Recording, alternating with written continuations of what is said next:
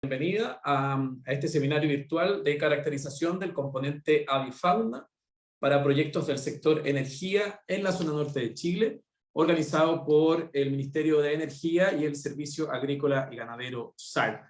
Para comenzar, saludamos a quienes nos acompañan: la directora regional subrogante del SAC Tarapacá, la señora Sue Vera Cortés; a la jefa de la División de Protección de Recursos Naturales Renovables del Servicio Agrícola y Ganadero, señora Aurora Espinosa; al jefe de la División de Desarrollo de Proyectos del Ministerio de Energía, señor Jerónimo Verdugo; y también a todos y todas los profesionales del SAC, del Ministerio de Energía y también del Ministerio de Medio Ambiente que hoy están conectados con nosotros.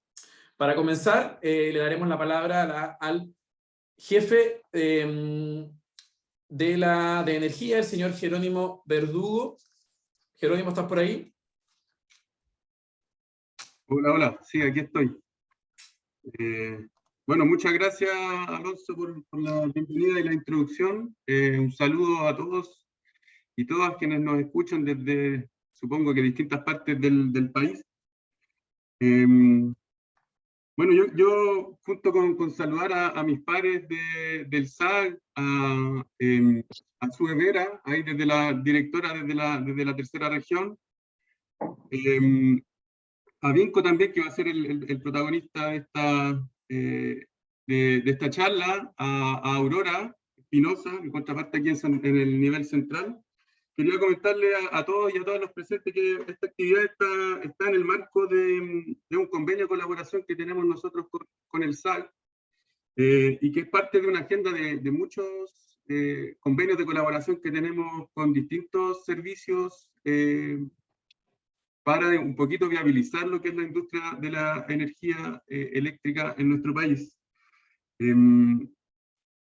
Quería comentarles de que nosotros, tanto durante el 2022, pero sobre todo durante el 2023, tenemos una agenda de trabajo con distintos servicios, y ahí, o sea, SAC es uno, pero también tenemos convenios nacionales con el CEA, con CONAF, con Salud, con la DGA, con el Consejo de Monumentos Nacionales, con el Ministerio de Medio Ambiente, con todas esas servicios públicos. Tenemos un desafío común, que es un poco generar un ecosistema que nos permita viabilizar las metas que tenemos como sector energético.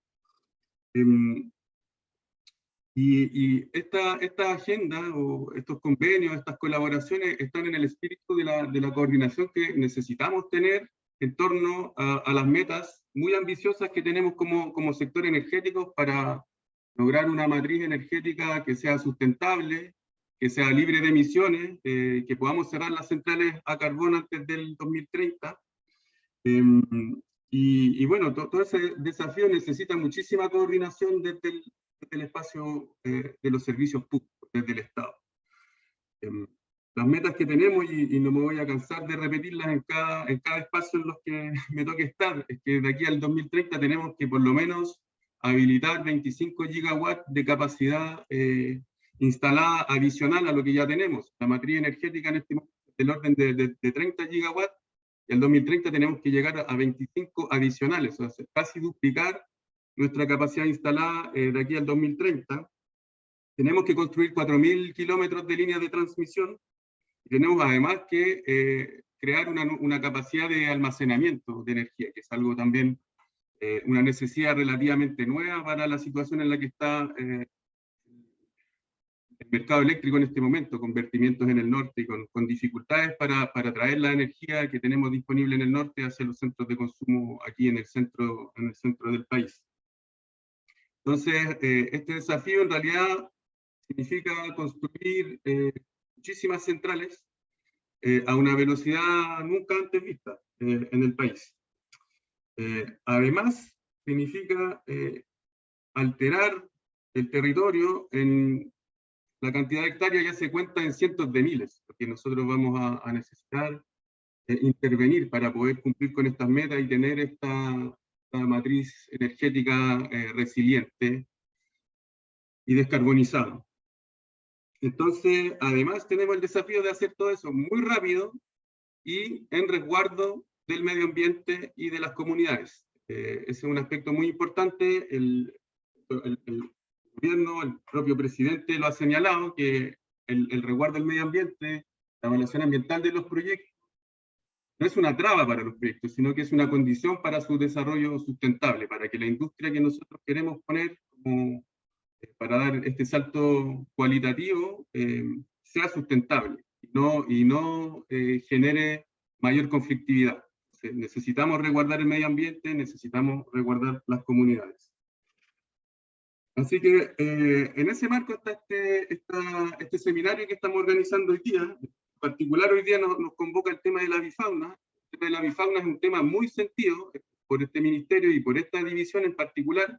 Quería comentar que un par de semanas atrás hay colegas de la división que viajaron a Arica y estuvieron ahí junto con el Ceremi de Arica y con gente también de Redenor, viendo la anidación de polluelos de gaviota, perdón, de golondrina de mar, en Arica, que también es un componente de avifauna que ha sido sentido, que su relevancia ha ido avanzando y también los proyectos han sabido adaptarse a la presencia de estas especies, que creemos que es un ejemplo a seguir, pero que además en los territorios nuevos que se están abriendo a la industria energética, tenemos que además anticiparnos. Entonces, comentarles también que durante diciembre, en este mismo tema de la avifauna, nosotros en el marco de un convenio que tenemos con el Ministerio de Medio Ambiente, vamos a viajar a Magallanes, en el contexto del desarrollo de un estudio que va a permitir avanzar hacia líneas de base pública en el tema de avifauna en Magallanes, en todo lo que tiene que ver con las aves migratorias. Para nosotros es una condición habilitante para la industria del hidrógeno verde en Magallanes. Entonces, eso es un poquito el mensaje, que para que nosotros podamos avanzar con esta industria es muy necesario conocer las componentes territoriales de cada territorio, para que podamos hacer evaluaciones ambientales que sean territorialmente pertinentes. Y entonces hoy en particular vamos a compartir sobre el componente avifauna en el norte, un ejercicio además descentralizado. Me parece súper bien que sean los equipos locales los que estén liderando un poco estas discusiones, porque efectivamente es en el territorio donde está el conocimiento, y el conocimiento científico, el conocimiento de la especie, el conocimiento de los ecosistemas es como la base inicial para poder avanzar luego hacia criterios claros, y poder guiar también después a los proyectos con certeza también. Así que este es un ejercicio de difusión que hacemos desde el sector público, pero abierto a toda la comunidad y abierto también, por supuesto, a los privados que son aquí socios, que son actores fundamentales, digamos. O sea, ellos son básicamente los que en el área energética van liderando el desarrollo de los proyectos. Y entonces, para nosotros es muy importante encontrar estos espacios de cooperación, de colaboración, donde nosotros pongamos al servicio de los privados también los conocimientos que vamos adquiriendo en el sector público. Así que también, para ir cerrando, dejarle también este mensaje a los titulares de proyectos que pueden estar aquí en la audiencia. Nosotros como ministerio estamos muy abocados a las metas que acabo de mencionar y por supuesto que hacia los privados, hacia las empresas. Nuestro mensaje es de señales de mercado, que lo está haciendo permanentemente nuestro ministerio con una agenda legislativa muy intensa. Se promulgó hace poco la ley de almacenamiento, que nosotros esperamos que habilite esta nueva tipología de proyectos que es muy necesaria para el equilibrio del mercado eléctrico. Esperamos que se empiecen a desarrollar también un poco más masivamente los proyectos de standalone, de almacenamiento puro.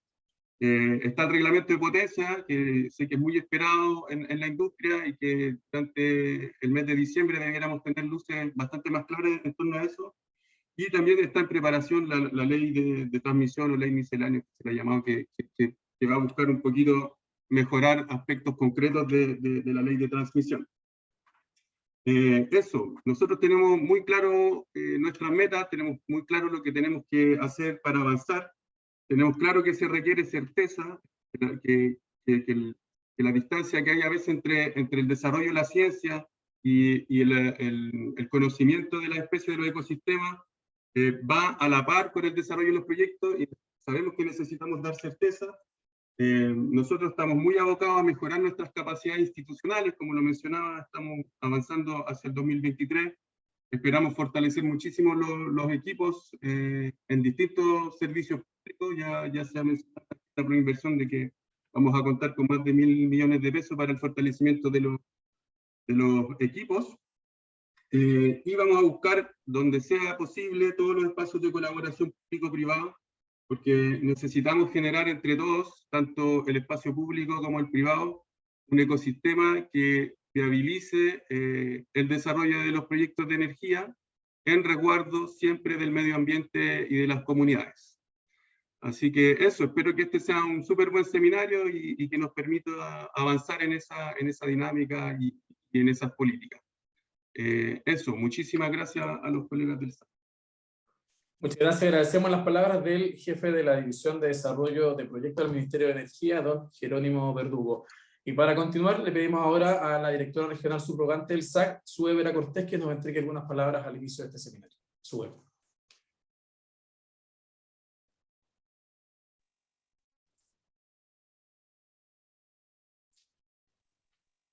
Bien, hola, buenos días a todos.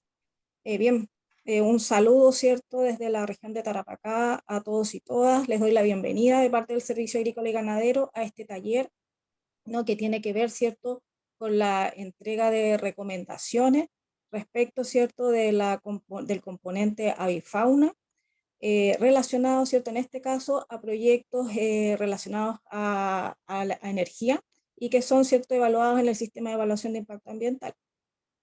Bueno, comentarles también que nuestra región ya lleva un trabajo de bastantes años relacionados con la recopilación de antecedentes respecto de la fauna presente en la macrozona norte, y es así, ¿cierto?, que contamos con informes anuales que van siendo actualizados año a año respecto de golondrinas de mar, de gaviotín chicos y garuma, ¿cierto?, avifauna que además, ¿cierto?, se encuentra en estados de conservación, en peligro de estados de conservación. Por lo tanto, creemos súper importante poder compartir con los presentes esta información, ya a fin, ¿cierto?, de que, sobre todo con quienes están hoy en día en la formulación de los proyectos, porque estos antecedentes, ¿cierto?, permiten mejorar también la entrega de información, la entrega de proyectos que son sometidos a evaluación.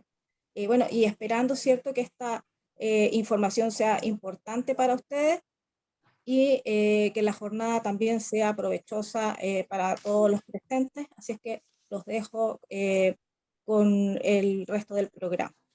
Así que eso. Muchas gracias, directora, por sus palabras. Y antes de continuar con las presentaciones, les pedimos que si tienen alguna duda o comentario durante el desarrollo de las presentaciones, específicamente del tema que van a tocar las presentaciones, las vayan ingresando al chat de este seminario, y al final de las presentaciones haremos un espacio para ir respondiendo, ojalá, a la mayor cantidad de consultas, ¿ya? Así es que si tienen dudas o comentarios, las vamos ingresando a este chat. Y pasamos rápidamente a la primera presentación de esta mañana, denominada Panorama Energético en la Macrozona Norte, a cargo de Pablo del Canto, que ya vemos ahí en pantalla, el jefe de la Unidad de Acompañamiento de Proyectos del Ministerio de Energía. Bienvenido, Pablo, ¿cómo estás? Muchas gracias, Alonso. Muy buenos días también a nuestra audiencia. Voy a compartir pantalla. Denme un segundo.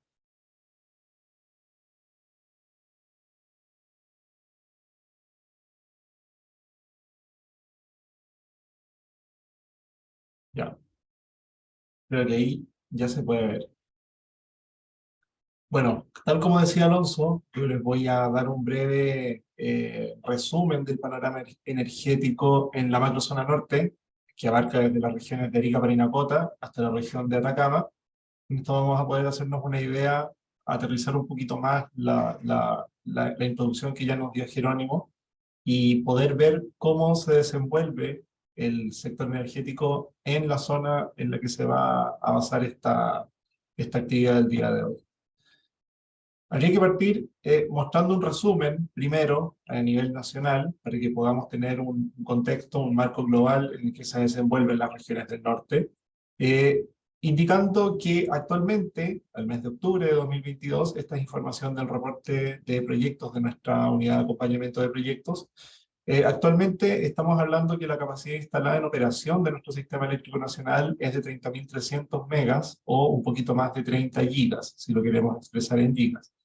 De esta cantidad, el 58% corresponde a energía renovable, y si queremos ser un poco más específicos, un 36% es de energías renovables no convencionales. Actualmente, los proyectos que están en fase de pruebas, es decir, aquellos que ya completaron su etapa de construcción y están preparándose o prácticamente listos para la operación comercial, corresponde a 66 centrales, que equivale a un poco más de 2.200 megawatts de capacidad instalada. En cuanto a los proyectos en construcción, nosotros registramos 5.900 millones de dólares en inversiones en energía actualmente en construcción. Esto incluye centrales de generación, así como líneas de transmisión, subestaciones, es decir, infraestructura de transmisión. En construcción nosotros registramos, solo para centrales de generación, 78 centrales en construcción, que equivalen a una capacidad neta de 3.900 megas.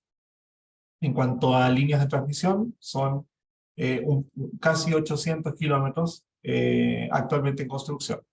En cuanto a los proyectos que están en calificación ambiental, es decir, una instancia más atrás, nosotros registramos 12.200 megawatts de capacidad neta de centrales de generación actualmente en calificación ambiental, y tenemos un registro de 731 kilómetros de líneas de transmisión en esa misma instancia de calificación ambiental. Como les decía, esto nos da el marco general en el que se desenvuelve la macrozona norte, que lo hemos definido entre las regiones de Arica, Parinacota hasta la región de Atacama. Este gráfico nos muestra cómo ha evolucionado la capacidad instalada, o la potencia, en particular para la tecnología eólica, con la cantidad de capacidad instalada o potencia expresada en megawatts, de puesta en servicio por año. Desde el año 2018 hasta la fecha, podemos ver cómo ha evolucionado la cantidad de energía eólica, liderado principalmente por las regiones de Antofagasta y Atacama. Como podemos ver, desde el año 2018 la participación de estas regiones es muy relevante. En el 2019 hay una pequeña pausa donde eventualmente las otras regiones del país, los que no corresponden a la macrozona norte, sí tuvieron puestas en servicio, pero desde el año 2020 hasta la fecha podemos ver que cerca del 50% de la capacidad instalada que ha entrado en servicio por año corresponde a la capacidad instalada en la región de Antofagasta y Atacama. Resulta interesante tener este dato a la vista, considerando que la capacidad instalada eólica sin duda es muy necesaria para el sistema eléctrico, nos permite de alguna manera diversificar un poco más sobre los proyectos a esta altura tradicionales de energía fotovoltaica. Hablando de energía fotovoltaica, entonces, lo que tenemos es la potencia solar puesta en servicio por año, muy parecido al gráfico anterior, vemos la evolución año a año.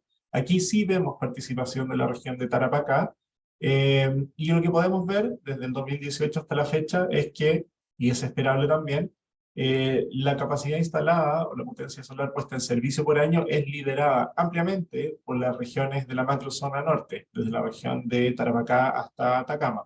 Sin ir más lejos, si vemos en particular el año 2022, prácticamente la totalidad de la capacidad instalada solar que se pone en servicio por año corresponde a la región de Antofagasta, con un aporte relevante de la región de Atacama, pero dejando con una participación muy menor a otras regiones del resto de Chile que no sean de la macrozona norte. En cuanto a la potencia neta en construcción y en pruebas al mes de octubre de 2022, podemos ver entonces que tanto para eólica como solar, la participación de las regiones de la macrozona norte es muy importante. Podemos ver que se está actualmente construyendo y poniendo en fase de pruebas un poco más de 1.200 megas de capacidad instalada en la macrozona norte, y una cantidad similar para proyectos fotovoltaicos, perdón. En fase de pruebas, también podemos ver que la participación de la macrozona norte es muy importante, liderada ampliamente por la región de Antofagasta y por la región de Atacama en tecnologías eólica y solar respectivamente. Todo esto para proyectos en pruebas. Estamos hablando que vamos a conseguir que al cierre de octubre de 2022 se logren poner en servicio cerca de 1.600 megas aproximadamente, solamente en la macrozona norte. Es decir, la participación de estas regiones dentro del proceso de descarbonización de nuestra matriz es muy relevante, muy importante, y por eso queremos atender o poner nuestro foco en el desarrollo actualmente de proyectos en esta zona. En cuanto a evaluación ambiental, en cuanto a proyectos que se encuentran en evaluación ambiental, podemos ver cómo se distribuyen estos proyectos a lo largo del país, mostrando la participación de cada región de la macrozona norte en comparación con otras regiones del país. En este caso, la región de Antofagasta lidera el desarrollo de proyectos en esta fase de desarrollo, con una participación bastante bien distribuida entre solar y eólico. Está bien equilibrado y sigue la tendencia a nivel nacional, de las otras regiones que no correspondan a la de la macrozona norte. Esto lo que nos muestra es cómo va a venir el panorama hacia el futuro, o hacia dónde podríamos ver los mayores desarrollos en energías renovables hacia el futuro. Hay que tener en consideración que estos proyectos que están actualmente en evaluación ambiental son los que en el futuro van a permitir entradas en operación y por lo tanto desarrollo de energías renovables en un futuro, pensando en un panorama de descarbonización, y donde estas tecnologías son las que van a permitir la sustitución de las actuales tecnologías de producción térmica. En cuanto a la capacidad instalada solar por año de aprobación en el sistema de evaluación de impacto ambiental, vemos que la evolución ha sido sustancial desde el año 2018 hasta la fecha. Más que se ha duplicado la cantidad de proyectos que se han ido aprobando en su trámite ambiental. Destaca el año 2021, sí, aunque el año 2022 no está cerrado, por lo tanto hay que considerar que falta todavía el mes de noviembre y diciembre para el registro en nuestro análisis.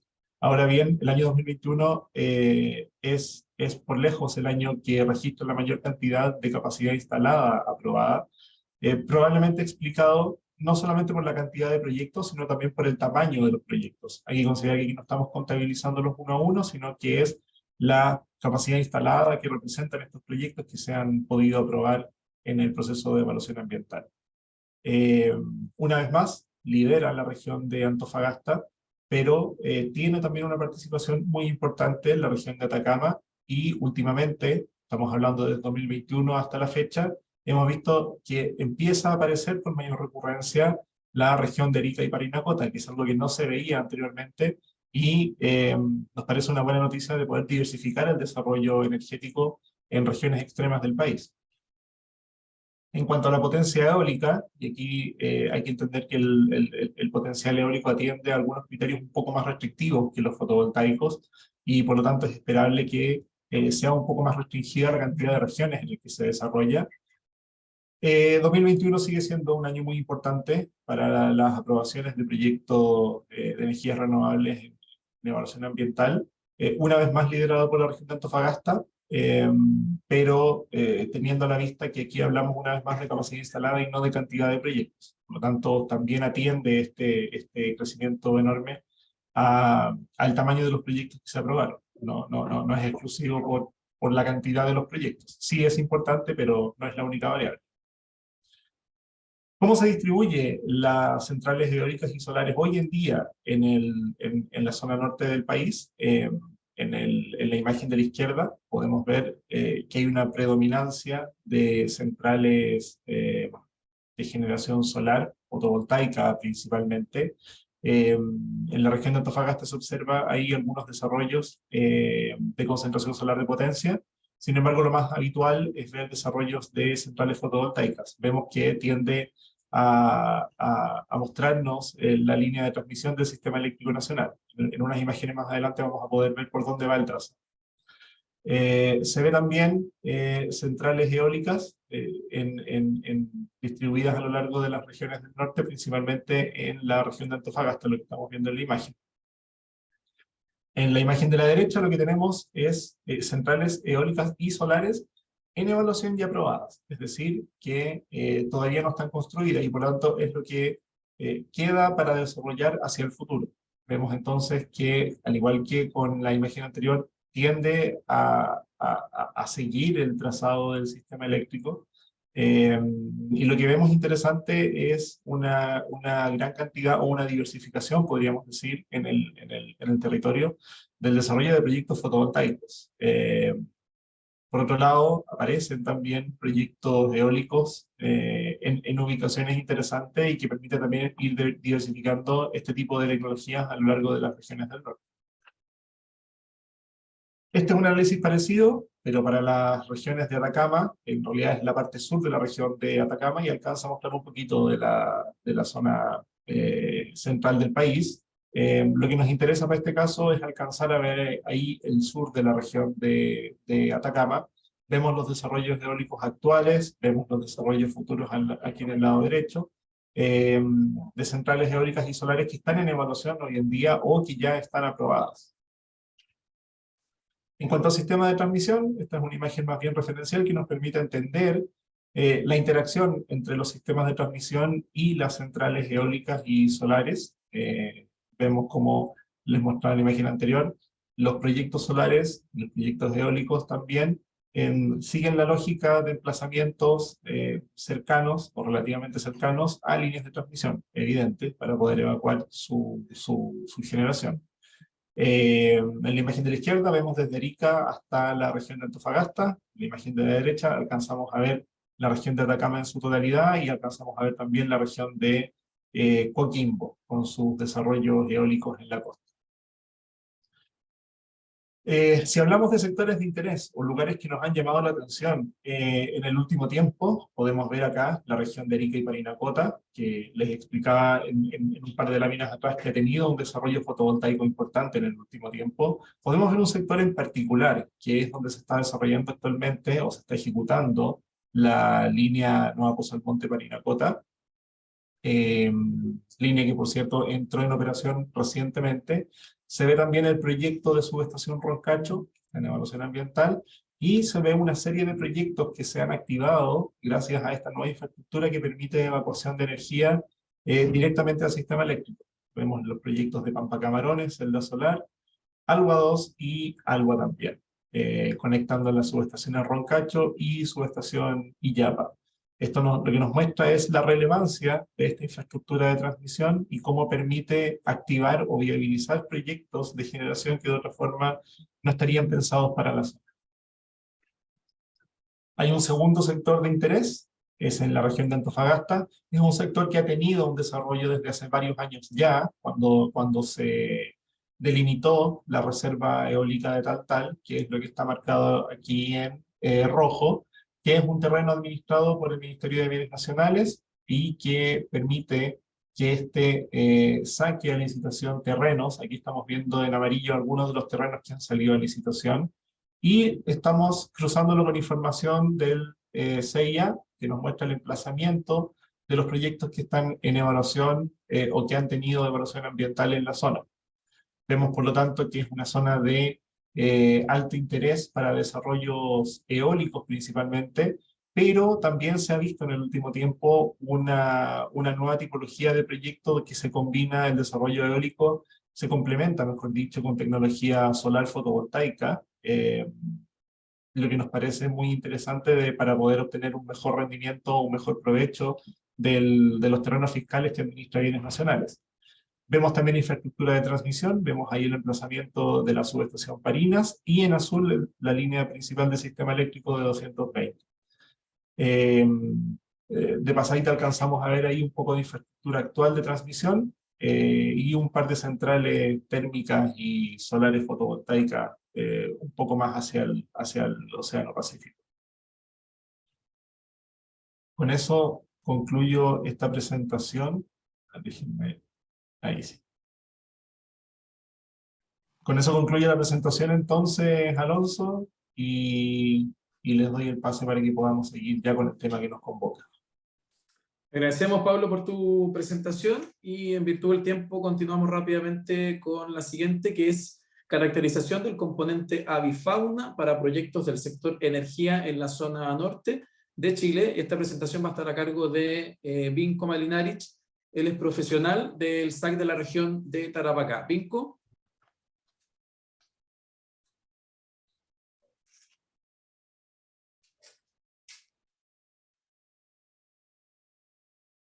Vinko quizás tiene el audio bloqueado. Ahora sí me escuchan. Ahí sí, Vinko, te escuchamos clarito. Sí, es que me pareció un mensaje que el anfitrión no me dejaba activar el audio, pero ya lo solucionamos rápidamente. Bien, primero saludarlos. Ven en la pantalla la presentación en modo, digamos, pantalla completa. Ok. Bueno, como mencionaba Alonso y también Pablo, esto nace en base al convenio que tiene el Servicio Agrícola con Energía, y la lógica de esto es que vamos a ir haciendo un análisis y un recorrido por tal como mencionó la directora del Servicio Agrícola y Ganadero, por los estudios, por la experiencia que tenemos en la evaluación. Son estudios en ocasiones que tenemos publicados, que hemos tenido que levantar en base a procesos de evaluación. Ya mencionaba Pablo cómo se viene el panorama, ¿cierto?, energético para la macrozona norte, y evidentemente que nosotros ya tenemos muchos ejemplos de ello en nuestra región, en la de Arica, en Antofagasta principalmente, también en Atacama, incluso hay algunos ejemplos que escapan a la macrozona norte y continúan hasta la cuarta, y así el resto de Chile. La lógica de esta presentación, bueno, es ir repasando cuáles son los principales aspectos que se evalúan al momento de que se presentan estos proyectos al Sistema de Evaluación de Impacto Ambiental, específicamente para el componente de fauna silvestre, ¿cierto? Ustedes me dicen si avanza. Bueno, esto es básicamente una introducción, pero tiene importancia. ¿En qué sentido? En que evidentemente, tal como mencionaba Pablo, tenemos ejemplos de sobra en la macrozona norte de cómo ha ido creciendo exponencialmente tanto los proyectos de instalación energética, producto de una necesidad también relacionada al mercado industrial, el mercado minero, el mercado, ¿cierto?, de las grandes industrias de la zona norte, que requieren una exigencia energética mayor. Así también, por qué no decirlo, las zonas urbanas, que van también teniendo su crecimiento. Por ende, esta presentación no solo va a estar enfocada en los proyectos que eventualmente se presentan considerando los proyectos energéticos, ya mencionaba Pablo, eólico, de concentración solar, y además los proyectos solares, sino que también en ocasiones de quiénes son los usuarios o el mercado que requiere de esta energía, y también sabemos que en la audiencia, que ya vamos cerca de los 200, que es súper bueno, existen, además de titulares de proyectos, consultores que realizan descripciones de fauna silvestre o de líneas de base relacionadas a la componente de fauna. En este caso, avifauna. Bueno, para la zona norte del país voy a tratar de ir avanzando rápidamente. Tenemos claramente dos guías que esto solo en el marco, digamos, de conocimiento, que me imagino que gran parte de la audiencia en ocasiones le ha tocado revisar. Existe una guía del componente fauna del SAC, una guía del componente fauna del CA, que conversan entre ellas. Evidentemente, ahí están los links para el caso de los que deseen descargar las guías. Sin embargo, lo que vamos a hablar hoy, si bien tiene que ver con los componentes fauna, no va a ser específicamente relacionado a estas guías, sino que, como bien les comentaba, vamos a hablar en base a la experiencia de los estudios que ha podido realizar nuestro servicio, específicamente SAC Tarapacá, en relación al componente avifauna y los conflictos que en ocasiones se tienen al momento de ingresar a estos proyectos. Es importante también mencionar que tanto estas guías del SAC como del CEA no son instructivas, es decir, no tienen un régimen obligatorio de cumplimiento de cómo hacer las cosas, sino que entrega efectivamente pautas para poder, o raya más o menos la cancha de cuáles son las alternativas que se tienen para poder hacer la evaluación de esta componente. Asimismo, esta presentación tiene el mismo carácter, no es indicativo de cómo realizar, digamos, específicamente las cosas, sino que va entregando recomendaciones respecto de los estudios y el avance del conocimiento que se tienen a nivel de la macrozona norte. Bueno, acá tenemos una imagen. Esta es una imagen de Mejillones. Los puntos que se alcanzan a ver volando cercanos a estas centrales de generación de energía corresponden evidentemente a gaviotines chicos. Por ejemplo, ahí tenemos un ejemplo de impacto también descrito en ambas guías de pérdida y modificación de hábitat. ¿Por qué? Por consecuencia, obviamente, de la alteración de estos sitios reproductivos y eventualmente rutas de vuelo. Estos son ejemplos de impactos que generan algunas de las empresas. Vamos a partir con la premisa de cuáles son los posibles impactos que se generan. Otro ejemplo, ya lo mencionaba Pablo, no solo tienen que ver con los proyectos, digamos, areales que se distribuyen tanto para la generación energética, sino que también de la línea de distribución energética, las líneas de transmisión. Ahí ya estamos hablando de otro tipo de impacto que eventualmente se traduce en colisiones, electrocuciones, entre otras cosas. Aquí tenemos un ejemplo de una línea de alta tensión que está próxima a un sitio de nidificación de gaviota caruma, por ende el impacto está relacionado a la fragmentación del hábitat, ¿cierto? También existe pérdida de ejemplares de fauna, ¿no? Porque están en las rutas de vuelo. Otro ejemplo, en la macrozona norte, ya conocido, estos son imágenes de salares, digamos, de la zona norte, muy clásicos. Bajo el salar, ya también vamos a empezar a hablar de ello, tenemos eventualmente nidificación de algunas especies de aves, y ahí tenemos pérdida de individuos. Otro impacto también descrito en las guías, producto del crecimiento de los proyectos y evidentemente que hay que saber atajarlo. Aquí tenemos proyectos solares de gran envergadura, en La Pampa, en la depresión intermedia, ¿cierto? Tenemos asociado el mismo tipo de impacto de pérdida de individuos si es que no evaluamos de manera correcta el proyecto y no levantamos una descripción de fauna o línea de base como corresponde para poder avisorar y para poder mitigar, reparar o compensar eventuales impactos a estas especies. Otro impacto que, bueno, está muy, por así decirlo, de moda, por llamarlo de alguna forma, es la pérdida de individuos producto de las conductas asociadas a la atracción lumínica. Esto tiene que ver con las grandes urbes. Estas son unas imágenes que obtuvimos en un trabajo también en el cual hemos aportado y hemos trabajado en conjunto mucho con la red de observadores, con la ROC, para poder describir estas poblaciones, y hay evidentemente impactos por atracción lumínica. También vamos a hablar de ello. Ahí se ve una foto nocturna de la ciudad, por ejemplo, de Iquique. Iquique hoy día tiene un registro lamentable en ser una de las ciudades con más incidentes de fauna silvestre producto de este tipo de contaminación lumínica, ¿ya? ¿Por qué no decirlo? Este impacto, obviamente, si está asociado a las urbes, también se extrapola a proyectos que quieran instalarse en cualquier lugar de la depresión intermedia, borde de costa, del ámbito energético, evidentemente. Bueno, teniendo en vista ese ejemplo de impacto, y hablábamos de fragmentación, colisión, pérdida de hábitat, ¿cierto? ¿Cómo podemos de alguna forma poder tener a cuenta y digamos en planes cada uno de estos impactos para que no se generen o poderlos mitigar, reparar o compensar?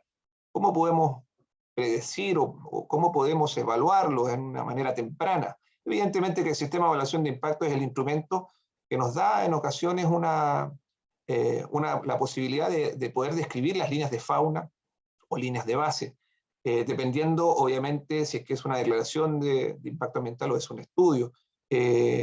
Ahí tenemos varias consideraciones que históricamente hemos tratado de poder, digamos, inculcar en la mayoría de los consultores o empresas que se dedican a hacer esta descripción. Tiene que, evidentemente, ahí parte todo. Si no tenemos una descripción del componente fauna adecuada, del sitio donde el proyecto se va a emplazar, no podemos, obviamente, tomar las medidas adecuadas. Para ello, evidentemente, ¿qué cosas debemos considerar? Por ejemplo, la estacionalidad reproductiva. Muchos consultores que van a terreno en ocasiones se ven enfrentados a principalmente plazos en los cuales los proyectos deben comprometerse a la aprobación. Sin embargo, esos plazos no siempre coinciden con los periodos reproductivos de las especies que se requieren levantar en el área. en especial con la temporada de postura de huevos, que es el periodo digamos, del ciclo reproductivo de las aves, en la cual nosotros como servicio hemos estado apuntando a que se realice este levantamiento de información, porque es el momento en el ciclo reproductivo donde se acumula la mayor cantidad de adultos, de individuos que están en la temporada con una cantidad importante en términos de ejemplares que se puedan encontrar en los sitios reproductivos distintos cuando ya comienza la época de crianza o posterior polluelo y volantones, que muchos quedan solos en el cuidado, y tenemos una descripción cuantitativa evidentemente distinta a la época de postura de huevos, que es cuando se acumula la mayor cantidad de ejemplares. Hay que también considerar el carácter del régimen migratorio. Muchas de ellas no están todo el año en nuestro país o en los sitios donde queremos emplazar nuestro proyecto. Y en ocasiones también se realizan migraciones no tan solo a nivel, ¿cierto? A nivel latitudinal, sino que también a nivel de altitudinal, porque en ocasiones son las especies las que ingresan al desierto interior a comenzar su periodo reproductivo. Entonces tenemos un carácter migratorio tanto a nivel de la distribución, ¿cierto? En el cono sur, por así decir, de Sudamérica, y en otras ocasiones también hay un carácter migratorio porque obedece al inicio de la temporada reproductiva, donde estas especies comienzan a buscar zonas altitudinalmente mayor al nivel del mar para poder establecer sus nidos.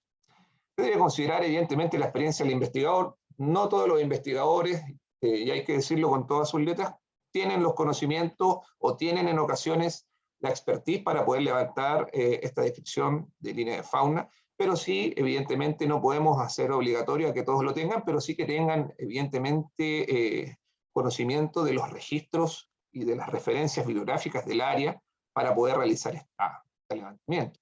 Otro punto importante, el esfuerzo muestreo, son temas que se realzan en la evaluación ambiental, cuáles son las estaciones, las metodologías, horarios, etc. Los criterios de evaluación, el estado de conservación, evidentemente que no es lo mismo afectar a una especie que tiene un estado de conservación casi amenazado a uno en peligro o vulnerable. La abundancia no es lo mismo que afectemos a 5, a 10, o a 100, o a 1000, hay que cuantificar. El estado original del ambiente, bueno, la exclusividad del ecosistema, muchas veces no lo encontramos en todas partes, la conectividad, representatividad, y por qué no, también el ruido, está también presente en las guías. Hoy día, las guías de fauna consideran esta componente de ruido con diferentes criterios para su evaluación. Bueno, el área de influencia evidentemente, es lo que hay que describir para hacer toda esta línea de base según mapa de ambiente. Ojo que en caso de existir alguna afectación, es decir, que tengamos descripción de fauna de este tipo, esto debe ser cuantificado, debe ser puesto en números el impacto.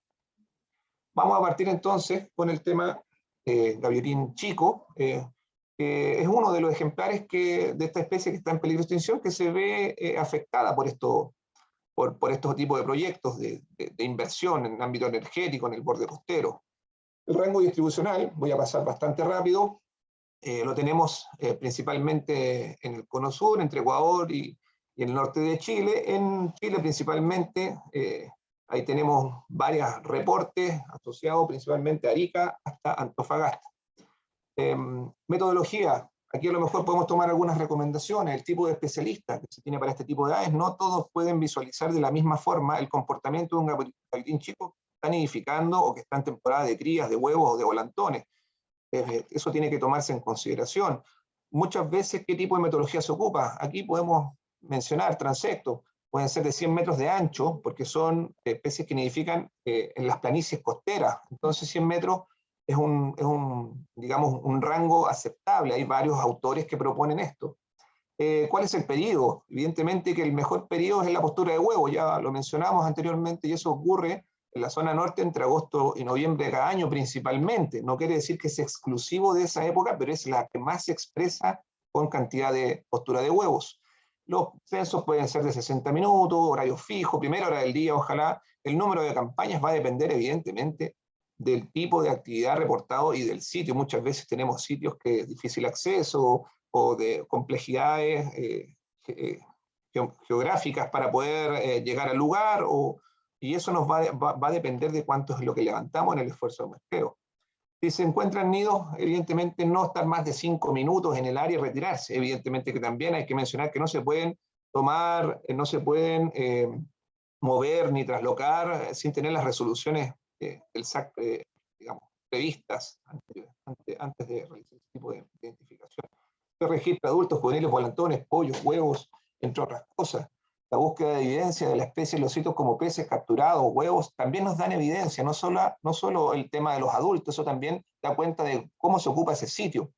Si se registran pollos, idealmente, si es que se tiene permiso de captura, hay que anillar y tomar las medidas biométricas del caso. Esto es un estudio que el SAC lleva más de 10 años realizando en la zona norte, por lo cual tenemos una experiencia importante en el levantamiento de esta información. Acá hay ejemplos de proyectos. Y otra cosa importante es que cuando se presentan este tipo de proyectos, que hay un área que es Chanaballita, aquí en la región de Tarapacá, se debe hacer una entrega de información con datos históricos, no solo puntuales. Muchas veces se mencionan en los proyectos que tenemos 1 o 2 nidos durante este año, sin embargo tenemos un registro hacia atrás de 5 o 10 años anteriores, y eso también es necesario incorporarlo. Las poblaciones son dinámicas y no siempre nidifican en los mismos sitios. Lo mismo que en la metodología de búsqueda, porque en ocasiones nos encontramos con estas bandadas. Entonces, no es posible si es que vamos solo con, por ejemplo, un binocular y estimar las poblaciones a simple vista. A veces hay que incorporar otro tipo de metodologías, con imágenes o con contadores, entre otras cosas. Amenazas, principalmente atropellos, los perros, los basurales, también hay amenazas naturales, vehículos y proyectos en el borde costero. Eso es principalmente. En Gavietín Chico tenemos que en los últimos años la población ha ido un poco increciendo. Sin embargo, los últimos 10 años tenemos claridad de que la temporada de nidificación debe realizarse siempre en la toma de datos entre los meses que le mencionaba, entre agosto y noviembre, que es el mes de mayor expresión. Ahí hay un gráfico bastante largo de los años, la verdad que nos da cuenta de cuáles son los meses óptimos o apropiados para tomar esa información. Otro ejemplo, colisión y pérdida de hábitat. Taruma. Bueno, estos son las publicaciones de Aguilar, principalmente, que esto ya tiene varios años, donde se documenta el ciclo reproductivo de Garuma. Por ende, la postura de huevos siempre ocurre entre noviembre y enero de cada año. Hay ejemplos de huevos. Esta es una imagen de los sitios que hasta el momento se tienen reportados. Esto está publicado y liberado por la red de observadores en imágenes KMZ. Les puedo dar después también el link. ¿Cuáles son las poblaciones, principalmente en la región? Metodología para Garuma. Bueno, especialistas capacitados, ya lo logramos, pero principalmente el trabajo debe realizarse entre noviembre y enero de cada año. Los puntos de metro y transecto también pueden ser 100 metros de ancho. Aquí se pueden utilizar los playback, ¿cierto? Diurnos y nocturnos. ¿Por qué no? Identificación, presencia de adultos, carcasas. Las carcasas de mucha importancia. Las carcasas hablamos de lo que queda, digamos, del ave una vez que es depredada o eventualmente tiene alguna colisión o algún incidente. Es lo que queda y que no es consumido rápidamente por los descomponedores o depredadores del área. Y eso también nos da cuenta de si está generando algún impacto o no. Juveniles, volantores, huevos, nidos, etc. También se preocupa hoy día binoculares nocturnos de visión termal. Se está trabajando mucho para poder evaluar el tránsito aéreo. Eso es algo que se debe considerar dentro de la metodología. Cámaras trampas como método indirecto, radares y grabadores autónomos, también es metodología que nos ayuda a entender mejor los ciclos biológicos. Las causas de las colisiones, bueno, esto está dentro de una de las guías que hemos publicado también dentro de la página del servicio y también en un convenio de energía. Evidentemente que afecta mayormente a aves que tienen una morfología alarma, una envergadura mayor, dependiendo del comportamiento. No se descartan evidentemente colisiones con aves más pequeñas, sin embargo, los depredadores naturales, por ejemplo los jotes, hacen invisible, digamos, esta posibilidad de poderlos contabilizar, porque son los primeros que desaparecen, las carcasas son más pequeñas. Bueno, los factores estructurales están dados por el cable de guardia, que es más delgado siempre, la distancia entre los conductores, el vano o la distancia entre cada una de las torres. Factores ambientales hay que considerarlas si es que hay aves de sitios de concentración de aves, elementos lineales. Acá hay un ejemplo, esta es la línea de costa, aquí a la parte digamos, derecha de la pantalla hay un sitio de nidificación de Garuma y se ve una línea de alta tensión que está en medio de, evidentemente, una ruta de vuelo o un corredor. Ocupan bastante las quebradas para poder desplazarse hacia los sitios de nidificación. Evidentemente aquí tenemos un problema porque estas líneas de alta tensión sí tienen reportes de colisión, porque evidentemente se encuentran en la ruta. Ahí es donde se pueden aplicar este tipo de medidas como disuasores de vuelo, que otras cosas en el mismo diseño, juntar las torres, juntar los cables, ¿cierto? Y establecer las líneas de transmisión eléctrica, ojalá no en medio, digamos, de los ciclos biológicos de las aves. Todo esto es parte de estas guías que les menciono que están publicadas dentro de la página del servicio y que sirven justamente como referencia solamente, y nuevamente les menciono que no son instructivas, son caso a caso. Para ello, también se debe incorporar un adecuado seguimiento para determinar el impacto adecuado del proyecto, comprender factores estructurales y temporales, de por qué están sucediendo estas colisiones, evaluar la precisión de la mortalidad estimada, porque tenemos que tener una mortalidad estimada, la eficacia de las medidas que se van a tomar, pesquisar la ocurrencia de impactos no previstos. Los impactos no previstos siempre es un punto importante que debe estar considerado, y otra cosa es que los indicadores de éxito, es decir, si yo tengo un plan de seguimiento que me va a evaluar cuáles son los impactos que va a generar mi línea de alta tensión, por ejemplo, en el caso de garuma u otra especie que se vea afectada, estos deben ser cuantificables y medibles en el tiempo y que evalúen la mortalidad efectiva, considerando la búsqueda de carcasas, además de un factor invisible que, como les mencionaba, es muy imposible de poder cuantificar porque los depredadores naturales, como los jotes, son los que invisibilizan este impacto al momento de consumir las carcasas a primera hora, y no podemos tener obviamente a personal todos los días a las 6 de la mañana recogiendo las carcasas, pero eso también es un factor que se calcula, hay varios autores.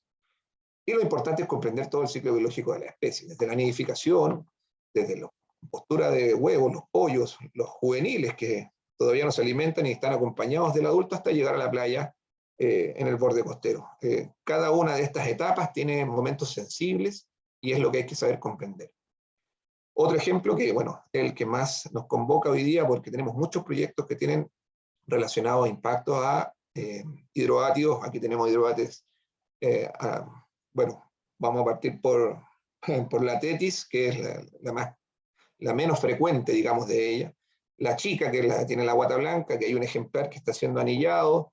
Hay una golondrina de mar de collar, que también nos cae sobre 100 individuos por año, y bueno, tenemos la negra, que ya tenemos más de 1000 por año, incluso superando los 2000, solo en la ciudad de Iquique y en proyectos de inversión también. Este también es un mapa que tomé de una publicación que está en elaboración de la red de observadores, donde se ven que, bueno, tenemos de Arica hasta la cuarta región, siendo el bastión último la isla Chungungo, con la reproducción de golondrina de mar chica, que era el único registro que teníamos originalmente de especies hasta hace algunos años. Están en todas las regiones y evidentemente que están en todos los espacios donde los proyectos energéticos que mencionaba Pablo hoy día se están emplazando.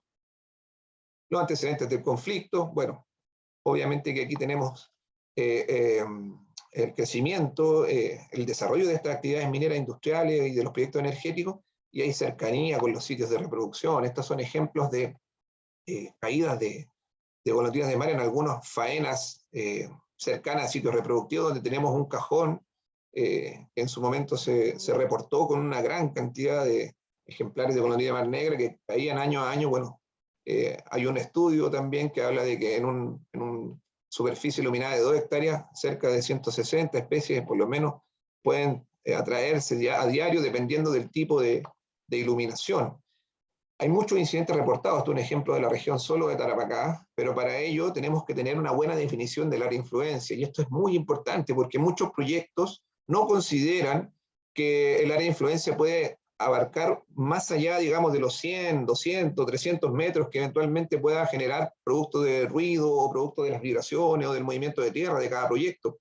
Muchas de las especies de golondrinas ya se encuentran habituadas a aparecer día tras día, en las mañanas, en los proyectos, y eso también requiere de que tengamos que, digamos, ampliar la definición de la influencia, porque las golondrinas no aparecen en las áreas de influencia de los proyectos por nada, sino que son las áreas de influencia las que están mal estimadas. Esto es un mapa con muchos, digamos, colisiones y donde se encuentran golondrinas que son atraídas. Este es un es parte de lo que está publicado por el SAC, es el número de individuos que se rescata por año en escala logarítmica. Aquí tenemos la Hidrobates Marcami, principalmente entre marzo y junio se encuentran el periodo de volantones. Después tenemos la de Collar, que es principalmente entre junio y octubre. Sigue la Chica y terminamos con la Tetios oceánica. Número de individuos, aquí hay ejemplos, no quiero que consideren los nombres que están abajo, pero solo para mostrarles que entre la zona urbana y la zona de proyectos de inversión, tenemos en ambos casos una gran cantidad de individuos, incluso superando en la zona de inversión de la cantidad de ejemplares que son atraídos y que son afectados producto de la contaminación lumínica. Aquí hay una metodología de muestreo propuesta para el tema de golondrinas de mar. Bueno, lo primero, los especialistas capacitados, ya lo hemos conversado. Los transectos pueden ser en camioneta, en vehículos, ojalá no más de 10 metros, porque aquí es distinto, aquí tenemos que estar verificando cavidades, ¿cierto?, en el piso. Se pueden ocupar playback nocturno y diurno, revisión de agujeros mediante cámara sonda, horoscopio, identificación de nidos activos e inactivos, y aquí a lo que mejor me voy a detener un poco, porque tenemos la presencia de este tipo de activo y activo. Muchos de los titulares de proyectos nos presentan de que si son inactivos, por ende no habría una afectación significativa. La verdad que son estos tantos nidos activos e inactivos se diferencian solo en que hoy día tienen o no tienen algún adulto que está con algún cuidado parental, ya sea de huevos incubando o de pollos. Sin embargo, igualmente tenemos la posibilidad de que hasta que termine el ciclo reproductivo vuelvan a ocuparse esos nidos inactivos. Por ende, ambos son considerados nidos, tanto los activos como inactivos siguen siendo nidos. Entonces, eso es algo que se debe siempre considerar al momento de levantar una línea de base o descripción de fauna. Sí, las plumas no necesariamente es nido, porque en ocasiones la arrastra el viento y ingresan a las cavidades, pero eso hay que evaluarlo bien dependiendo de si tenemos más ejemplares en otros agujeros. Binoculares nocturnos, visión termal, tránsito aéreo es lo que se ha estado evaluando ahora actualmente para poder hacer esta evaluación, ¿cierto? Método indirecto, cámaras trampas, radares. Y bueno, nosotros tenemos la ventaja de utilizar brigadas caninas para marcar olores en las entradas, y ellos también pueden buscar, hay un videíto que puedo mostrar,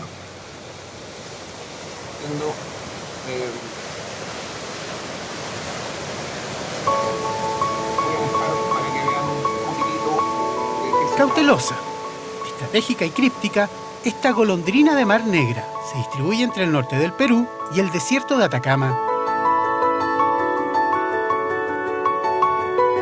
A lo largo de su vida, en la costa, se alimenta principalmente de pequeños peces y crustáceos, bajando a tierra firme solo para poder fabricar sus nidos y criar a sus pollos, hasta que puedan volar mar adentro junto a sus padres.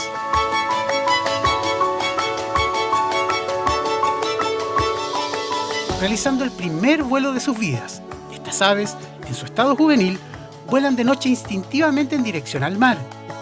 Es en este trayecto en que tienden a desorientarse por instalaciones lumínicas, cayendo en zonas industriales y urbanas del borde costero de la región. En este caso, la ciudad de Iquique. Asombrados, sus habitantes son quienes, gracias a un acto de buena voluntad y preocupación, las rescatan y trasladan al servicio agrícola y ganadero.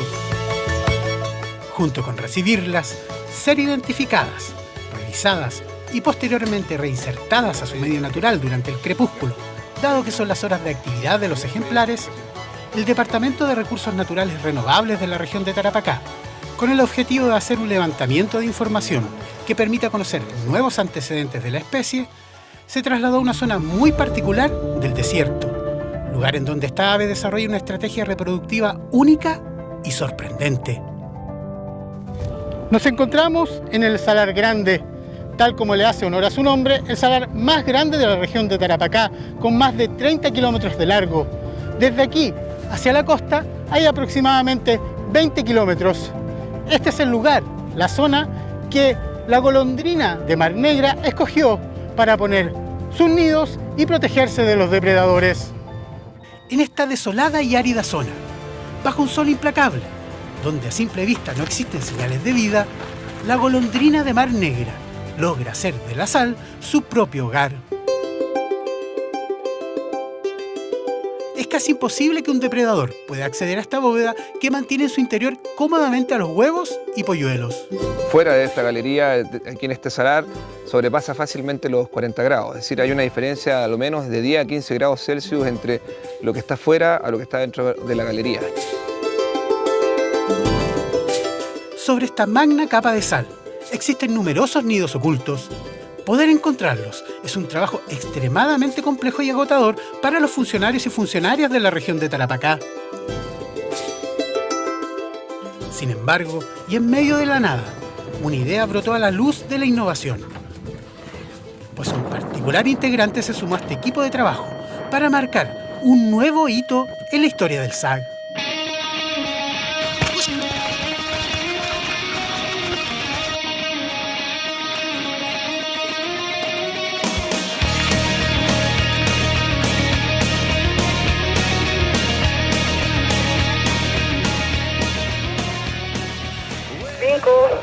Marcó un nido 1000. Copiado, Marisela, vamos para allá. Una vez que el CAN detector marca positivo, la guía nos informa por radio, nosotros nos acercamos y lo primero que verificamos es el olor que efectivamente está presente en uno de estos agujeros que nosotros llamamos galería. Bueno, primero es que referenciamos el área como posible y potencial sitio y verificamos inmediatamente con nuestra cámara sonda.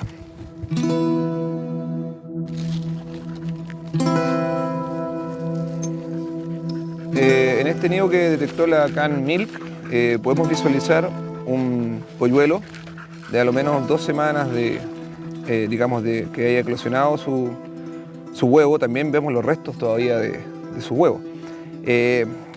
Por ahora no está con el adulto, dado las características buenas que tiene dentro de la temperatura que conserva en estas galerías. Se puede mantener el pollo gran parte del día solo hasta que el adulto venga con alimento. Esto no sucede sino hasta horas de la noche. Este tipo de aves, de esta familia de Hydrobatidae, tienen hábitos nocturnos, tanto para venir a alimentar a sus pollos como para poder mantenerse dentro del nido.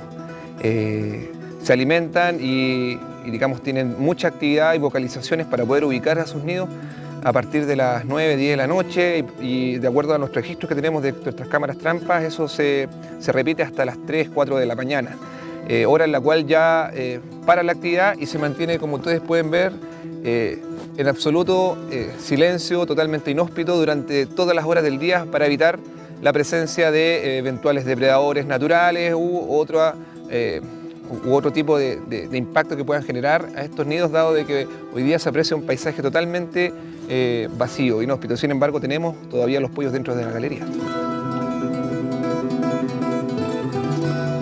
Es impresionante apreciar la sensibilidad que Milk posee al momento de olfatear y detectar su objetivo.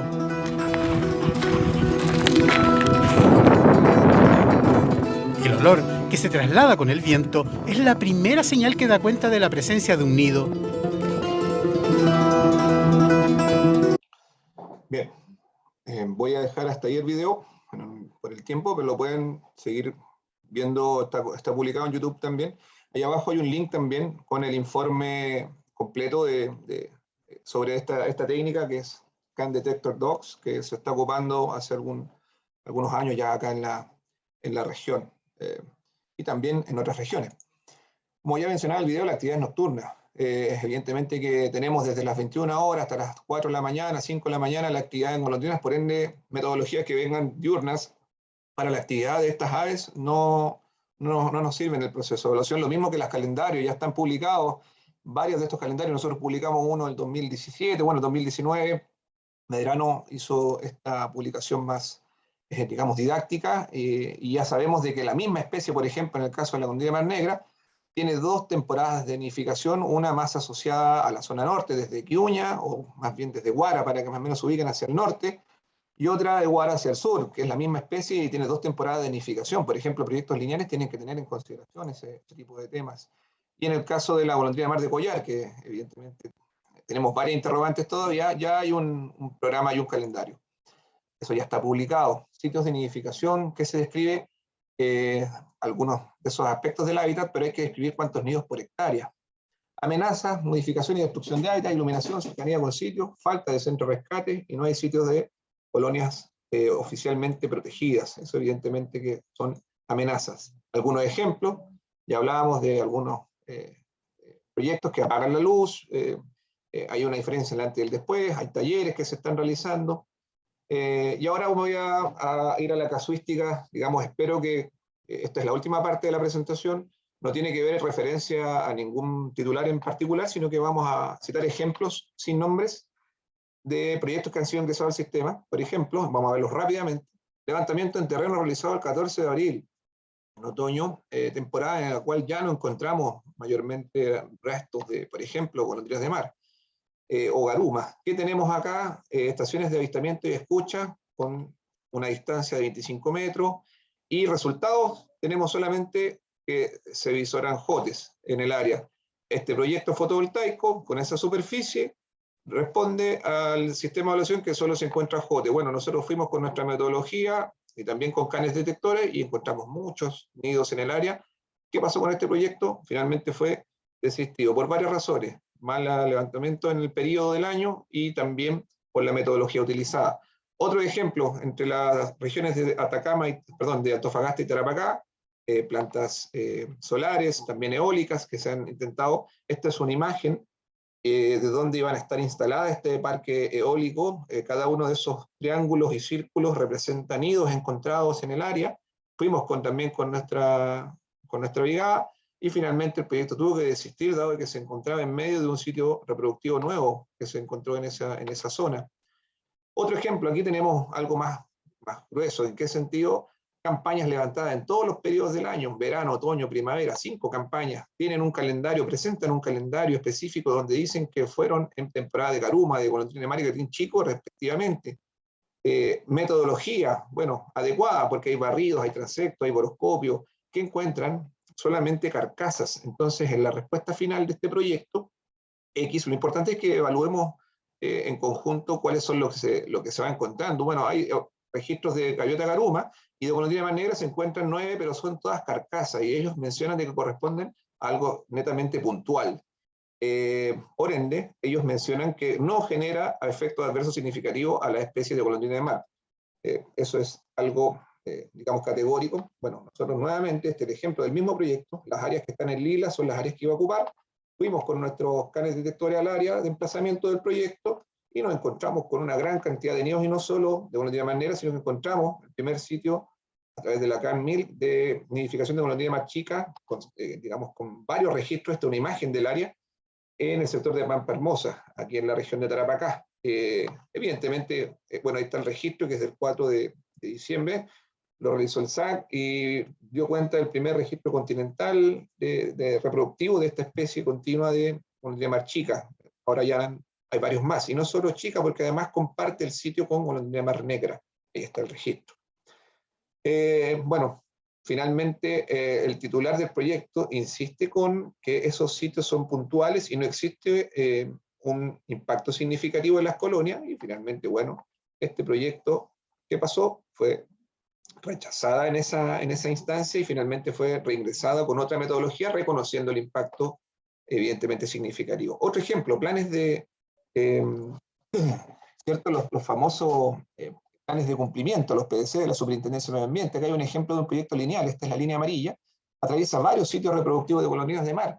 Sin embargo, aquí hablábamos de que una misma especie tiene distintos periodos de reproductivo en el año, y ellos finalmente, a través de su evaluación del plan de cumplimiento, tenían mal elaboradas las ventanas constructivas donde ellos podían ingresar a los sitios reproductivos, porque no tenían el conocimiento de que la especie golondrina de mar tiene distintos periodos reproductivos, y en los casos en que ellos estaban ejecutando la obra, ellos separaron la obra de Arica con la de Tarapacá. Sin embargo, el periodo reproductivo en parte de Tarapacá coincide con el de Arica, y tuvo que modificarse el plan de cumplimiento, porque estaban generando en etapa reproductiva movimiento de tierra y modificación. Entonces ese PDC fue modificado, en realidad más que rechazado, pero en mérito de conocer de mejor forma el ciclo reproductivo. Otro ejemplo reciente, ya voy terminando, es el mapa de calor presentado en algunos proyectos que hoy día se están emplazando. Este es un ejemplo, da lo mismo, el lugar es en la zona norte, todavía está en evaluación,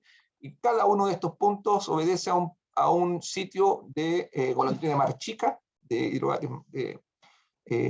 Gracillis, perdón, que está siendo hoy día evaluado en el proyecto. Prácticamente toda el área del proyecto está siendo afectando, ¿cierto? Lugares de nidificación de golondrina de mar chica.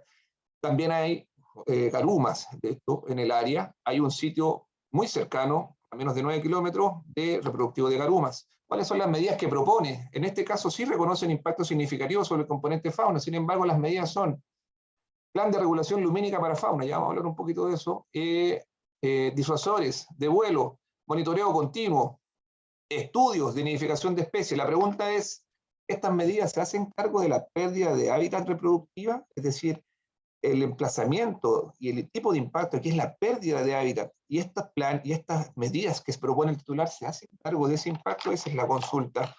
A simple vista, sigue existiendo la pérdida de hábitat y todas estas propuestas de medidas no contribuyen en absoluto al proyecto, a que el proyecto, digamos, pueda compensar esta pérdida de hábitat. Son solo medidas de mitigación, más bien. Bueno, principales causas del rechazo: datos y esfuerzo insuficiente, información en periodos distintos a los ciclos biológicos, impacto directo a colonias reproductivas como indirecto por la atracción lumínica, línea de base sin metodología adecuada, no se incorpora información regional, eso sucede con los proyectos, no se considera planes de eficiencia lumínica, no cuenta con planes de contingencia adecuada, o no presenta medidas, que es lo que mencionábamos recién, que se hagan cargo de los impactos. Los estudios, los programas de difusión, no se hacen cargo de los impactos cuando hay destrucción y pérdida de hábitat. Ya esto hay que decirlo claramente. Aquí tenemos que de alguna forma todos entender de que cuando hay una afectación de un sitio de nidificación, la lógica es compensar en el mismo impacto que se está realizando. En ocasiones se ofrecen buffers de protección de nido, pero no tienen una base científica que asegure que eso vaya a tener, digamos, una medida exitosa para el nido. Planes de contingencia, porque hablamos de los planes de contingencia, ¿cuáles son los adecuados? Sistema de recolección, en ocasiones por turno. Hay épocas del año en que son más fuertes, hay que prepararse para esa época, obviamente con todo el personal. Dispensadores adecuados.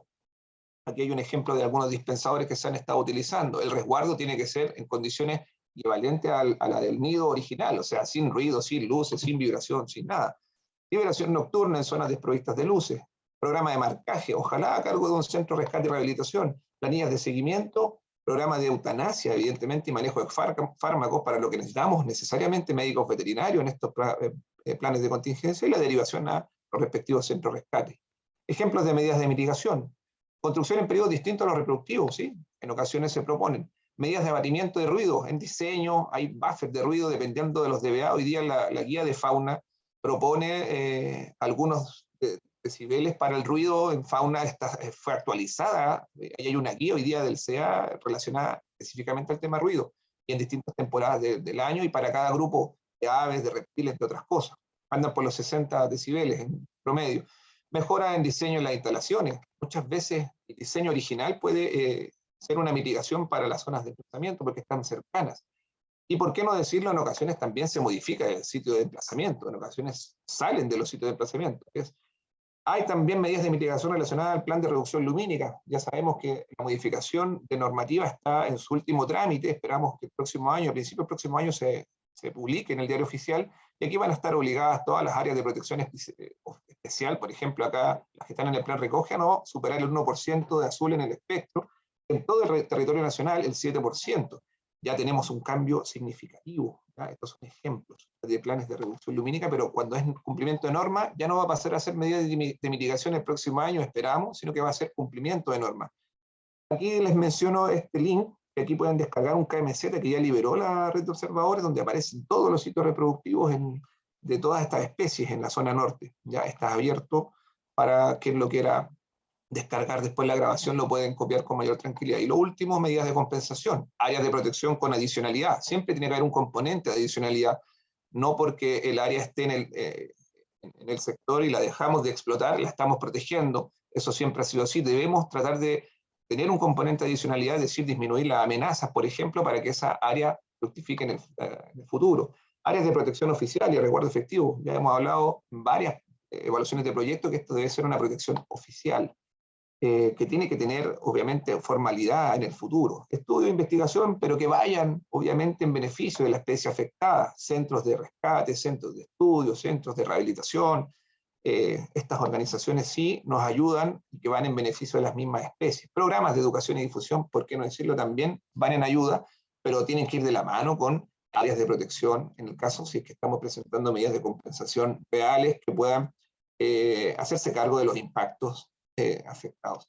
Y el trabajo comunitario con actores del entorno, siempre. Nosotros solamente estamos ocupando un entorno que ya tiene un uso por muchísimos más usuarios, por ejemplo, borde costero o el sector de mar. Esos son mis datos para cualquier duda o consulta. Entiendo que hay un espacio, Alonso, ahora, pero eso sería la presentación por el momento. Gracias y quedo atento a las dudas o consultas. Muchas gracias, Vinco, por esa interesante y entretenida presentación.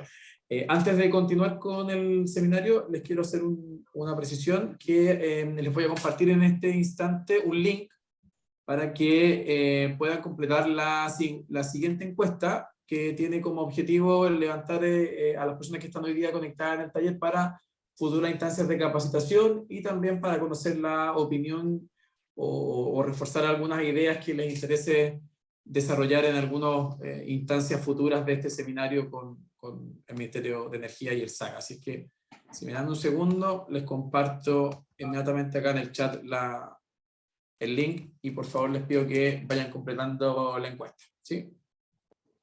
Y tal como decía Vinco, ahora hay un espacio de preguntas que estará moderado por el señor Mario Ahumada. Él es el jefe del Departamento de Gestión Ambiental de la División de Protección de Recursos Naturales Renovables del SAC. Así que, Mario, yo entiendo que hay varias preguntas. También estamos bien contentos porque hay más de 200 personas conectadas, así es que parece que este seminario ha sido muy, muy interesante y ha llamado la atención de muchas personas. Mario, ¿estás por ahí? Sí, ¿se escucha? Perfecto. Perfecto, ya. Mira, son varias preguntas. Yo, a modo de... Aquí hay un tiempo acotado, pero la vamos a tratar de que Vinco las conteste de todas y de no alcanzar, las vamos a mandar vía escrita. Algunas ya las filtré, la postura de huevos para cada especie en la región de Tarapacá, de cierta manera Vinco presentó un gráfico, así que si hay algún dato adicional, Vinco, después tú lo colocas por escrito. Y si el video está disponible, ya también lo respondieron. Una de las preguntas dice, Vinco, ¿qué sucede con proyectos que actualmente ya cuentan con su RCA aprobada y están en construcción o prontamente a iniciar esta etapa? ¿Ya? Y que no tienen como exigencia un monitoreo o seguimiento específico para estas especies. ¿Ya? Ejemplo, restricciones de periodo de construcción durante las etapas de nidificación. ¿Ya? Y poder realizar sus actividades sin ver comprometido el alcance de las obras y a la vez mantener el cuidado de esta especie. Yo creo que sería bueno ver el tema de lo que pasó con el PDC, Vinco. Ahí. Esa es una pregunta.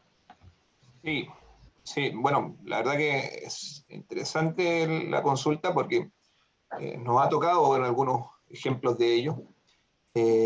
Tenemos, en esos casos, obviamente cuando tenemos proyectos que cuentan con RCA aprobada y no se consideraron a lo mejor planes de contingencia o planes de seguimiento o básicamente el impacto asociado a esta componente de fauna porque finalmente se dio solamente cuando el proyecto estaba construido, probablemente puede haber sido varios factores, más levantamiento de línea base, o eventualmente no habían todavía publicaciones asociadas a esta especie, muchas de ellas son bien recientes.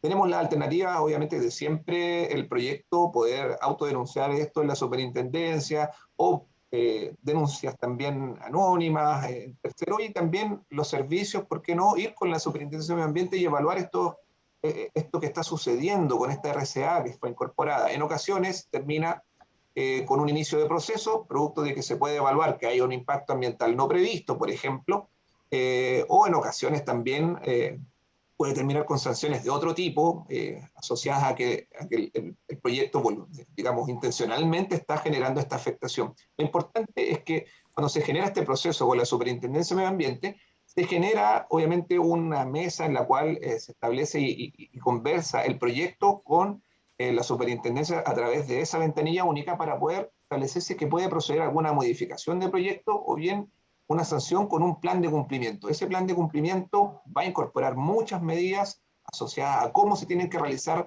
los proyectos, por ejemplo, las etapas constructivas sin generar afectaciones. Es lo que ha sucedido con algunos proyectos de transmisión, digamos, de electricidad, en la cual los planes de cumplimiento hemos establecido mesas a través de la Superintendencia de Medio Ambiente y hemos podido informarles cuáles son los ciclos reproductivos adecuados en los cuales se establecen ventanas constructivas para que ellos generen, digamos, construyan su proyecto sin generar afectación a las colonias reproductivas. Pero se puede, con RCA aprobada, efectivamente se puede, la vía es más larga, pero efectivamente sí existe esa posibilidad. Ya.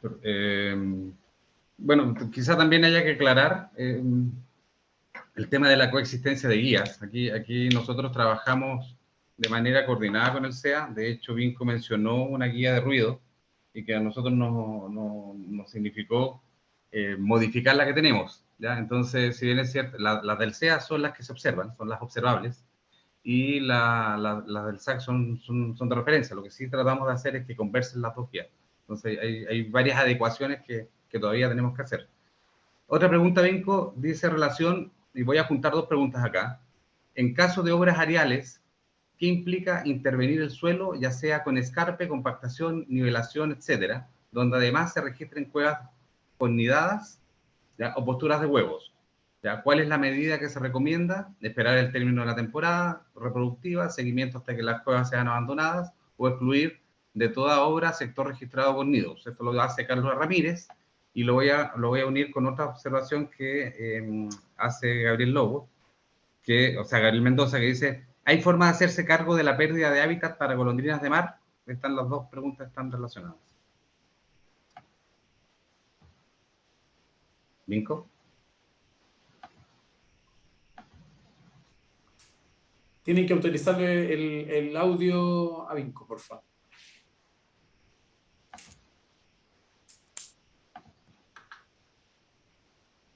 Ahí sí, es que no me permitía el anfitrión. Ahora sí.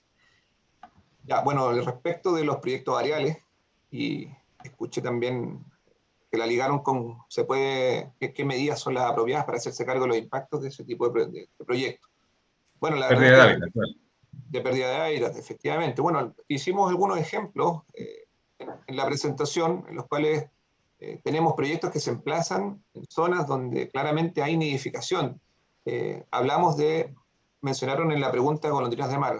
Yo también les mencionaba que muchos de los titulares de proyectos, consultores, nos presentan descripciones de fauna o líneas de base donde dicen que hay nidos activos y donde dicen que hay nidos inactivos. Ya hablábamos en la definición de que ambos siguen siendo nidos, ¿ya? Solo que algunos se encuentran con cuidado parental, vendrían siendo los activos, y los inactivos no, pero no quiere decir que en otra temporada reproductiva, o probablemente la misma, en una en una renidificación, puedan ser utilizados nuevamente como lugar reproductivo de nidos, ¿cierto? Con huevos, pollo, etc. Por ende, proyectos áreales que pretenden modificar el escarpe, la superficie, incluso modifican digamos, geográficamente el área, pueden evidentemente tener impactos directos sobre la búsqueda nocturna de los ejemplares adultos de sus nidos, porque ellos en ocasiones, como tienen tan sensible la búsqueda nocturna, porque tienen hábitos nocturnos, si tú modificas alguno de esos escarpes o algunas zonas, se va a modificar evidentemente toda la constelación nocturna que genera que esas aves lleguen a ese lugar. Muchas veces tienen puntos de referencia, tienen cerros de referencia, tienen lugares de referencia o instalaciones de referencias que utilizan en los vuelos nocturnos. Si tú modificas el entorno, evidentemente que esa ave va a quedar extraviada del nido y eventualmente se va a perder esa nidificación. Por ende, medidas apropiadas para ello en ningún caso son modificar el entorno. Muchas veces el entorno puede ser bastante bajo, no solo 50 metros, 100, 200, sino que a veces en el área misma, en kilómetros, si tú modificas el entorno, puede tener consecuencias. Entonces, medidas que se puedan adoptar, ya hablábamos de compensaciones ahí por pérdida de hábitat, zonas de protección, habían también programas, ¿cierto?, de investigación, de cumplimiento, pero tienen que ir asociadas a la cuantificación del impacto. Si yo pierdo una gran cantidad de reproductiva, una pérdida de hábitat, lo único que yo pudiese autorizar a que pueda compensar ese impacto es que exista la posibilidad de que esa ave reproductivamente pueda tener viabilidad a futuro, y para eso tengo que proteger el área, no tengo otra alternativa. No sé si Mario tienes algo más que argumentar en eso. No, básicamente no, es que ahí responde a varias preguntas, sí, pero efectivamente tú en una parte de la presentación hablaste de, aquí ya uno podría aludir a la guía del CEA de pérdida por biodiversidad, y efectivamente hay varios desafíos. Por una parte, que encontrar lugares que tengan brecha para que tengan acogida de estos ejemplares en donde ya no va a haber hábitat, ¿ya? Y que pasa necesariamente por la cuantificación de las amenazas. Vamos con otra pregunta. ¿Qué método recomienda la autoridad para estimar la mortalidad por colisión, ¿ya?, en vista de una línea de base estándar sometida al CIA? Esta es una pregunta que hace Pedro. Bueno, la verdad que no hay una guía práctica. Los ejemplos que se tienen, muchos obedecen a líneas de transmisión en otras ciudades, de hecho en otros continentes. En Europa hay una guía que habla de eso y que menciona varios autores para poder estimar la mortalidad producto de líneas de transmisión, entre otros Randall. Hay varios autores que, bueno, no los tengo ahora en mente a todos, pero les puedo entregar más información respecto de ello. Sin embargo, va a depender mucho del tipo de proyecto, el lugar donde está emplazado y el tipo de depredadores que yo les mencioné también en la presentación, que se dan cuenta tempranamente de que hay incidentes, colisiones, porque hay un factor que es invisible, es muy complejo poderlo determinar, pero se puede calcular o estimar, que tiene que ver con los individuos que colisionan con eventuales líneas de transmisión eléctrica, pero que nunca son registrados porque los depredadores llegan primero que uno, ¿cierto? Uno no puede tener una persona todo el tiempo ahí vigilando cuántos son los que caen. Y por eso que ahí probablemente se invisibiliza mucho ejemplares, por ejemplo, de hidrovátidos que son más pequeños, que puedan eventualmente colisionar llegando a las líneas a sus sitios de reproducción, distinto a, por ejemplo, garumas que tienen una gran envergadura, donde sí podemos encontrar las carcasas. Es mucho más fácil porque tienen una mayor duración y los depredadores naturales no las consumen completamente. Eso es algo que también se debe considerar para establecer un buen indicador de éxito en el caso del seguimiento y establecer un máximo de mortalidad en el caso de la línea de alta tensión. Ya, aquí hay una pregunta, pero no es técnica. Dice si será posible que compartas la presentación. Ahí contesta sí o no, y ahí lo hacemos llegar a través de la plataforma de energía. Sí, yo no tengo problema, pero bueno, está grabada también entiendo, este seminario, así que se va a entregar la grabación, pero igualmente las puedo compartir para que no hay problema. Perfecto. Ya van quedando menos preguntas. Dice, en la presentación del SAC se hace énfasis en los posibles impactos para avifauna, colisión, pérdida de hábitat y electrocución, excepto para la especie de golondrina de mar que ya está cuantificada en varios documentos. Mi pregunta es, ¿existe un análisis o cuantificación del número de aves colisionadas, electrocutadas para las especies más sensibles en la macrozona norte? Esto lo hace Víctor Escobar. Sí, no tenemos un estudio hoy día que englobe esa pérdida. La verdad que es una necesidad por parte no solo del servicio, sino que evidentemente de todos los titulares de proyectos, tener un estudio que hoy día nos pueda reunir y engrosar todos los registros que se cuenta hoy día de pérdida de ejemplares producto de colisiones, de electrocuciones, y efectivamente hoy día simplemente tenemos muchos de los proyectos que una vez construidos e instalados cambian obviamente las predicciones en términos de colisión porque comienzan a colisionar en otros lugares distintos a los corredores biológicos que se habían estimado originalmente. Y mucho de eso tiene que ver porque no describimos de buena forma digamos, el corredor biológico por el cual las aves ingresan a los sitios reproductivos. Hoy día se está utilizando mucho la metodología de la visión termal nocturna, de los dispositivos de audio nocturno, para poder establecer estas rutas de vuelo. Lo mencionamos en la metodología adecuada. y esa es una de las alternativas que se tienen, porque muchas veces los playback nocturnos y las grabaciones nocturnas hoy día no nos están dando resultados para poder estimar todas las rutas de vuelo. Hay periodos del año en que, por ejemplo, las gaviotas caruma ingresan a los sitios reproductivos y no van, digamos, vocalizando en la noche, y por ende asumimos que no pasan por ese sector. Sin embargo, hoy día se han tenido registros de que sí tenemos periodos del año en que las garumas transitan y vuelan y no vocalizan. Entonces, por ese lado, los visores termales podrían tener una mejor representatividad, de las rutas de vuelo de estas especies a los sitios reproductivos. Sí, ahí igual quiero complementar, porque por algunos indicadores que se presentaron para algunos proyectos de tendidos eléctricos hacia el sur, que efectivamente toman estos modelos, que son bastante estáticos. Dice una cierta cantidad de individuos de pájaros que colisionan por kilómetro, ¿ya? Pero en general los sistemas no son tan homogéneos como para aplicarlos directamente y extrapolarlos de otros estudios. Lo que sí es importante... Dale, disculpa.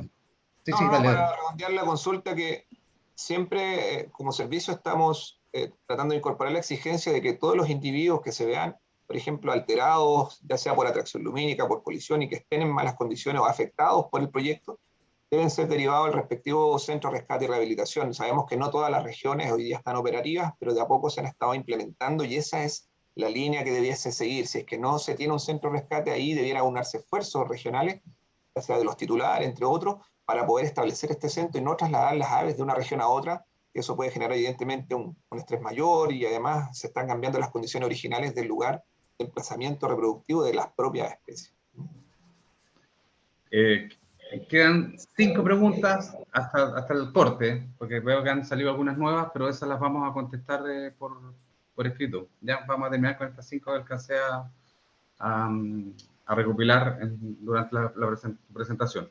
Aquí hay más que una pregunta, es un detalle, es una aclaración. Entonces, no sé si tienes algo que aportar, que dice: faltó el detalle de que las golondrinas son filopátricas, ¿ya? Un detalle muy importante para valorizar los nidos inactivos.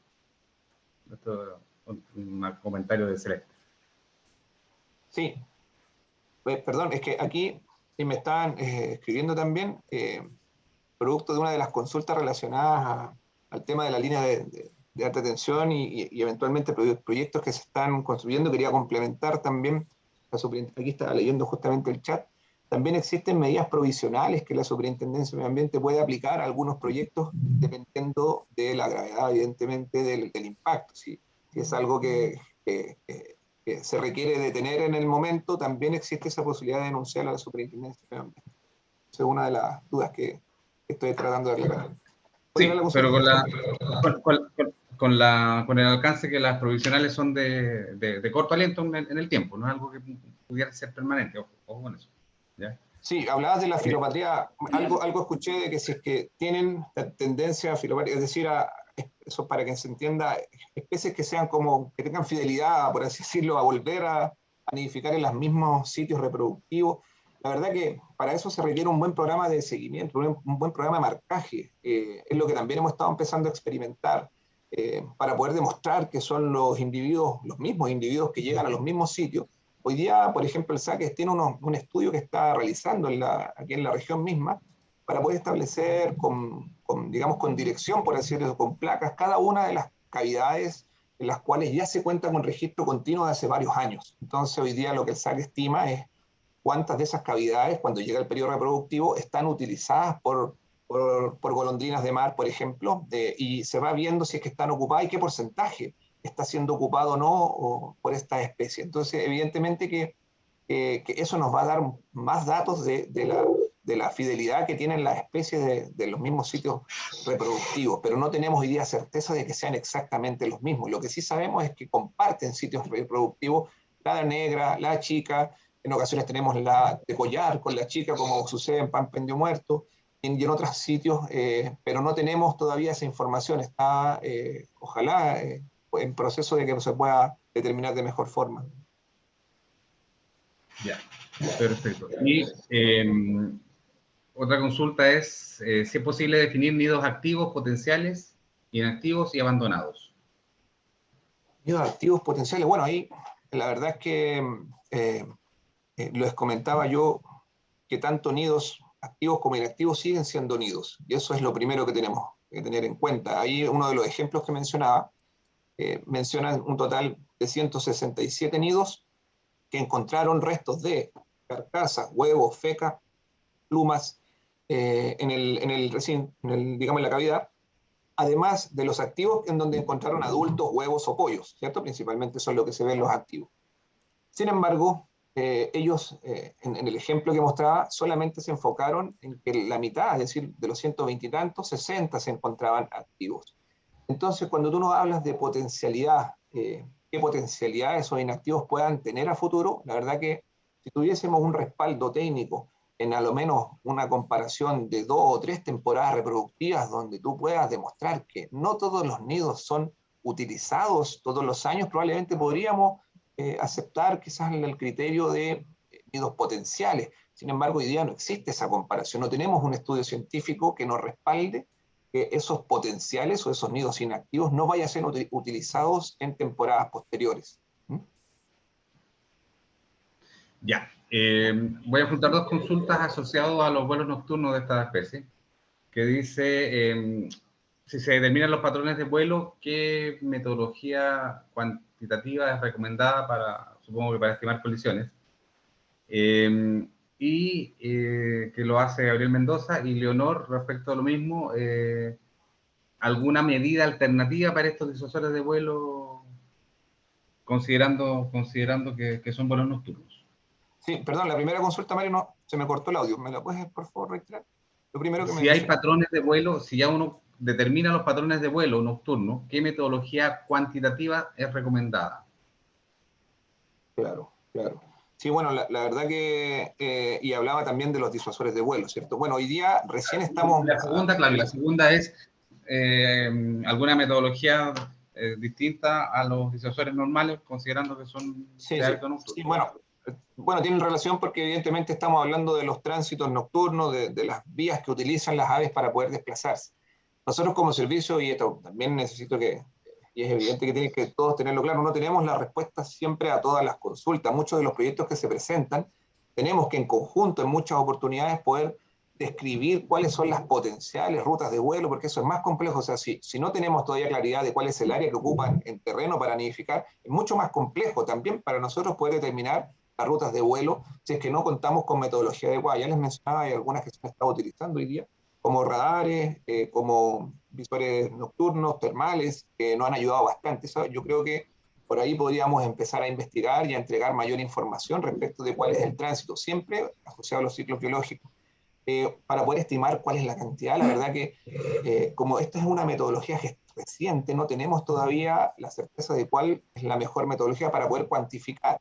Pero evidentemente que tenemos un tránsito con visores termales y hay hoy día ejemplos de cómo se pueden visualizar de manera nocturna el tránsito de aves en la noche. Ahora, las medidas de los disuasores de vuelo no han tenido últimamente una actualización respecto de cuál es la efectividad de estos disuasores de vuelo. Hay algunos autores que ponen en duda incluso estos disuasores de vuelo porque no sirven para todas las especies en particular, y eso también estamos en conocimiento. Ahí necesitamos en conjunto que se puedan establecer algún estudio que pueda entregar datos más certeros respecto de ello. Por el momento tenemos la guía que sí recomienda, y para eso, si identificamos una buena metodología los tránsitos de vuelo, tenemos que aplicar hoy día las medidas que tenemos. Las medidas en ocasiones cuando pasan, por ejemplo, por una quebrada, cosa que tenemos a veces en escasez en la zona norte, en ocasiones la línea de alta tensión, aparte de disuasores de vuelo, debiera evaluar otras medidas.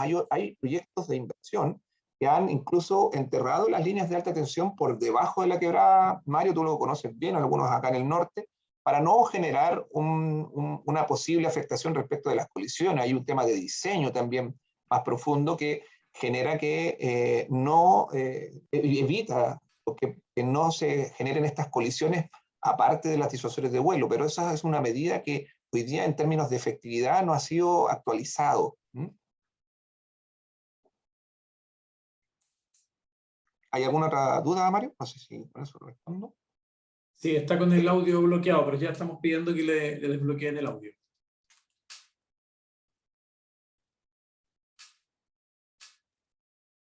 Ahí sí, Mariel nos puede ayudar con el audio de Mario que está... Ya, perfecto, sí. No hay más consultas, hay dos que filtré, pero que son internas, así que después las contestamos. Hay una que es de un funcionario SAC. Así que, bueno, no era el tiempo, ya nos pasamos 10 minutos para ir cerrando, Alonso. Perfecto, Mario, muchas gracias. También gracias a Vinco por su presentación y por supuesto por la respuesta a estas preguntas que llegaron al chat. Y como decía Mario, ahí si llegan más preguntas se van a responder directamente. Contarles que ahí en el chat Mariel nos va a compartir un link donde están algunos del contenido de este seminario y dentro del día o dentro de esta semana se va a subir el link de la grabación de este seminario para que quienes están asistiendo lo puedan compartir con las personas que no pudieron conectarse de manera virtual. Y para ir cerrando, vamos a dejar ahora a la señora Aurora Espinosa. Ella es la jefa de la División de Protección de Recursos Naturales del Servicio Agrícola y Ganadero para que haga el cierre y las conclusiones finales. Bienvenida, Aurora. Muchas gracias, Alonso. ¿Se escucha bien? Perfecto. ¿Sí? Ya. Bueno, primero que nada, me toca dar el cierre y quería destacar la interesante actividad que hemos presenciado y a los expositores principalmente, que han sido muy buenas sus presentaciones con muchos datos interesantes, y también a los organizadores, por supuesto, dado que tuvimos un excelente éxito, más de 200 personas conectadas en algún minuto, y esperamos entonces que les haya servido a todos ustedes este material para poder desarrollar de mejor forma cada una de sus actividades. Dentro de lo que se conversó y se planteó en este seminario, quisiera destacar algunos puntos. Uno de ellos, principalmente, que tiene que ver con ustedes saben, ¿no es cierto?, que el tema energético en el país está tomando cada vez mayor actividad. Así lo presentó en las primeras presentaciones el Ministerio de Energía. Y la zona norte es una zona interesante para el desarrollo de este tipo de actividad. El país necesita cambiar su matriz energética y en ese contexto es que le damos la bienvenida a los proyectos de energía renovables no convencionales, y necesitamos, por supuesto, que estos proyectos sean viables, no solamente viables en su parte económica, sino que sobre todo en la parte ambiental, que es lo que nos toca a nosotros. Y en ese sentido tenemos un gran desafío, ¿no es cierto?, de poder abordar estos proyectos de tal manera que su evaluación permita el desarrollo de estos proyectos por toda su vida útil y que no tengamos problemas, digamos, en el desarrollo de estos proyectos que finalmente sería una pérdida para el país, ¿ya? En ese sentido, lo que se expuso ahora tan claramente por Vinco debería ayudar a todos los consultores en particular y a los que están presentando proyectos a tomar las medidas en forma temprana. Dentro de la evaluación del proyecto es muy importante que la información que levante el titular sea completa y sea veraz, por supuesto. Y en ese sentido, estas guías lo que permite es ayudarlos a hacer esa acción de manera temprana dentro del proceso de evaluación ambiental. ¿Y por qué lo hago? Quiero resaltar eso, porque en la medida que esté toda la información desde un inicio, por supuesto que todos los servicios públicos van a poder evaluar de manera correcta ese proyecto. En particular, los que nos conciernen a nosotros como Servicio Agrícola y Ganadero, el tema de las aves es un tema sensible. Ya Vinco dio varios ejemplos, ¿no es cierto?, de situaciones reales. Entonces, la invitación es que ustedes consideren todas estas recomendaciones de tal forma de que su proyecto, en este aspecto al menos, no tenga problemas en su evaluación, y menos, por supuesto, en lo que es el desarrollo de la viabilidad en toda la vida útil del proyecto. Y eso es muy importante que lo tengamos en consideración. Otro punto que quería como destacar es que cuando se hace la evaluación, ¿no es cierto?, y ya termina el proyecto por resolverse ambientalmente, tiene toda la etapa de seguimiento. En ese sentido es importante tomar en cuenta estas recomendaciones en cuanto a los indicadores de éxito del proyecto. En la medida que eso esté bien abordado y bien consolidado, el proyecto no va a tener mayores problemas porque va a haber considerado dentro de sus medidas, ¿no es cierto?, todos estos aspectos. El área de influencia, también se habló bastante sobre el área de influencia, es un tema muy importante de poder desarrollarla bien evaluada y bien, digamos, explicada cómo se tomó en consideración. También quería destacar digamos, todos los planes de contingencia, de mitigación y compensación. Eso es muy importante, que cada proyecto se alinee a estas indicaciones de tal forma que sus planes puedan ser evaluados también tempranamente. Y de esa manera poder tener tiempo de poder mejorarlo incluso dentro del proceso de la evaluación, terminando con un plan de compensación, mitigación o compensación, lo más sólido posible. En ese sentido, hay varios desafíos que como país podríamos ir superando en conjunto con el área privada. Y hago esto un especial llamado. Nosotros tenemos deficiencias, por ejemplo, en lo que es centros de rescate y rehabilitación en la zona norte del país. Creemos que es una posibilidad importante que los proyectos de energía consideren como medida de compensación el poder levantar este tipo de proyectos. Eso ya hay experiencia en el país y ha sido bastante exitosa, no solamente para un nuevo centro de rescate donde va a poder solucionar muchos problemas, sino que para las mismas empresas, en el sentido de que cuando ellos se ven, digamos, impactados, se ven, digamos, con estas situaciones de especies de fauna afectadas, tengan un lugar donde solucionar ese tema. Entonces, bueno, con esta idea quisiera cerrar para no alargarme más y volver a felicitar a los expositores, a los organizadores. Creo que fue una instancia excelente y bueno, no será la última, el próximo año ya vamos a programar otras más. Muchas gracias a todos y a todas y ya nos estaremos viendo. Muchas gracias a la jefa de la División de Protección de Recursos Naturales Renovables del SAC por este cierre, y sin duda, como decía usted, esto va a ser un tema que probablemente nos va a permitir reunirnos en futuros encuentros, en futuros seminarios, en este trabajo coordinado entre el SAC y el Ministerio de Energía. Así que con este cierre damos por finalizada esta actividad, agradeciendo por supuesto la